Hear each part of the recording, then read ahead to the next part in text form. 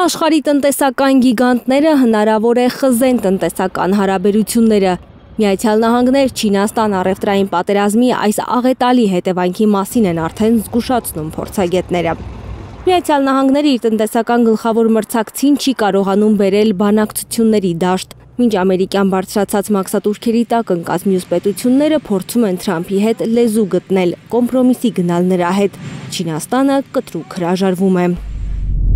Չինաստանի հետ համաձայնության հասնելն ավելի դժվար կլինի, քան մյուս երկրների հետ, քանի որ Չինաստանը մեր ամենամեծ տնտեսական ու ռազմական մրցակիցն է։ Չինաստանը չի պատրաստվում զիջել իրեն ատամ ցույց տվող Թրամփին։ Չինական ապրանքների համար սահմանված 145% մաքսատուրքի դիմաց Չինաստանը 125% մաքսատուրք է պատրաստվում սահմանել Միացյալ Նահանգներից իր տարածք մտնող ապրանքների համար։ Բիզնեսմեն Թրամփի նյարդերը տեղի են տվել, խոստացել է աստղաբաշխական թվերի հասցնել տուրքերը, ծնկի բերել չինական տնտեսությունը։ Իր պատասխան գործողությունների հետևանքով Չինաստանին այժմ սպառնում է Ամերիկայի Միացյալ Նահանգների ներմուծվող ապրանքների մաքսատուրքերի բարձրացում, մինչև 245%-ի չափով։ Գնդակը հիմա Չինաստանի դաշտում է, Պեկինը պետք է զիջման գնա, որ թուլանա առևտրային լարվածությունը։ Թրամփի խոսքերն է մեջ բերել Սպիտակ տան խոսնակը։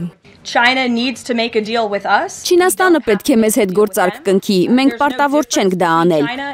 Մեզ համար Չինաստանի և մյուս երկրների միջև տարբերություն չկա, չհաշված այն, որ Չինաստանը ավելի մեծ է։ Չինաստանի կառավարությունը արտահանողներին կոչ է արել միավորվել ու դիվերսիֆիկացնել շուկաները, քանի որ երկրին դժվար ժամանակներ են սպասվում։ Բոլորը պետք է համախմբվեն, նախաձեռնող լինեն, հաղթահարեն դժվարությունները և դիվերսիֆիկացնեն շուկաները, նոր առևտրային ուղիներ գտնեն և ջանքեր գործադրեն առևտրի հիմնարար սկզբունքներ սահմանելու համար։ Վաշինգտոն-Պեկին առևտրային պատերազմում առաջինը իրենց գլխի ճարը պետք է տեսնեն չինական ավիաընկերությունները,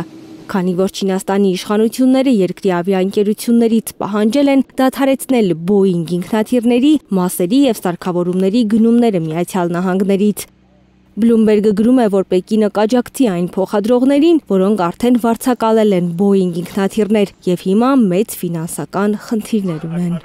Թրամփի մտերիմ ընկեր Իլոն Մասկի հիմնադրած Տեսլա ընկերությունն էլ դադարեցրել է Չինաստանից էլեկտրական բեռնատարների մասերի ներմուծումը։ Reuters-ը անկում է կանխատեսում աշխարհը իր ավտոմեքենաներով ցնցած Տեսլա ընկերության համար։ Չինաստանից ավտոմասեր չներկրելու որոշումը ըստ թերթի հարվածելու է Տեսլայի էլեկտրոմոբիլների զանգվածային արտադրության մեկնարկին։ Հասմիկ Սերոբյան, Նորայր Հակոբյան, Հայլուր։